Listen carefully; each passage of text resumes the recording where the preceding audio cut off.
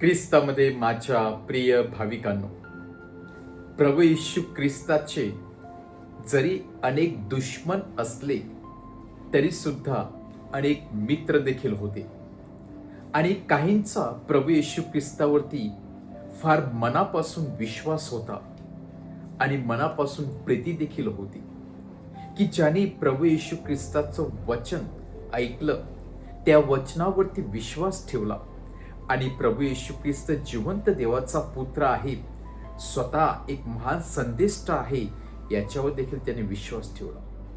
आणि त्यामधील एक उच्च शिक्षित धर्मपंडित, लॉयर, वकील म्हणजेच निकोदमस जरी वकील होता, उच्च पंडित होता, शिकलेला होता, परंतु प्रभू येशूच्या वचनापुढे तो नम्र होतो. त्याला कुठे ना कुठे समजते की ही व्यक्ती सत्याच्या मार्गावरती चालणारी होती, या व्यक्तीकडे सत्य होतं. आणि म्हणूनच एका रात्रीमध्ये तो प्रभू येशूकडे येऊन सांगतो की प्रभूजी, मी तुझ्यावरती विश्वास ठेवत आहे, कारण तुम्ही जिवंत देवाचे पुत्र आहात आणि तुमच्या हातून जे काही कार्य घडत आहे ते कार्य केवळ आणि केवळ परमेश्वर बरोबर असल्याशिवाय होऊ शकत नाही आणि माझा तुमच्यावरती विश्वास आहे. परंतु प्रभू येशू ख्रिस्त त्याला सांगत आहे की जो व्यक्ती किंवा जी व्यक्ती नव्याने जन्म घेत नाही किंवा नव्याने त्याचं परिवर्तन होत नाही, तो स्वर्गाच्या राज्यामध्ये जाऊ शकत नाही. प्रभू येशू ख्रिस्त ही गोष्ट निकोदेमला का म्हणत आहे?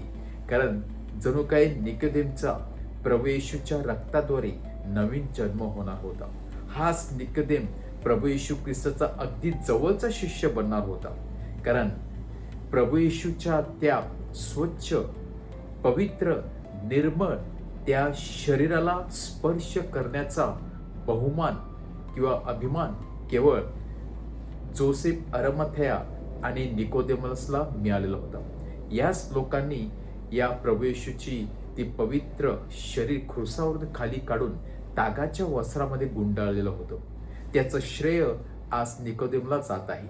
आणि म्हणूनच प्रभू येशू ख्रिस्त सांगत आहे की जी व्यक्ती पवित्र आत्म्याद्वारे आणि पाण्याद्वारे जन्म घेत नाही, जीवनामध्ये परिवर्तन घडून आणत नाही, ती व्यक्ती स्वर्गाच्या राज्यामध्ये जाऊ शकत नाही. निकोदेमला हा शब्द नक्की शेवटच्या दिवशी आठवला असेल की प्रभू येशू ख्रिस्ताने त्याच्या मरणाद्वारे, त्याच्या रक्ताद्वारे, त्याच्या बलिदानाद्वारे निकोदेमसला नवीन जन्म दिलेला होता.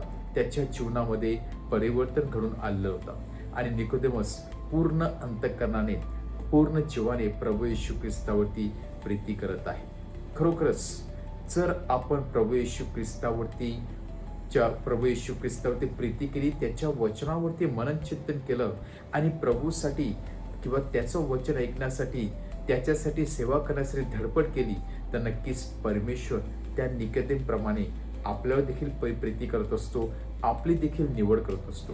जरी निकोदेमस परुष्य होता, उच्च शिक्षित होता, तरी त्या निकोदेमला प्रभू येशू ख्रिस्ताने जवळ केलं. आज आपण कोण आहोत, काय आहोत, हे केवळ आणि केवळ प्रभू येशू ख्रिस्तामुळे आहोत. आणि म्हणून ज्याप्रमाणे निकोदेमच्या मनामध्ये एक उत्कंठा होती प्रभू येशू ख्रिस्ताला भेटण्याची, प्रभू येशू ख्रिस्तावर चर्चा करण्याची, तीच इच्छा, तीच प्रीती आणि तीच उत्कंठा आपल्या मनामध्ये जर असेल तर नक्कीच परमेश्वर आपल्या जीवनामध्ये नवीन बदल घडून आणू शकतो. आपला नक्कीच पुनर्जन्म होऊ शकतो. आज या ईस्टरच्या काळामध्ये असताना परमेश्वराकडून सामर्थ्य मागूया.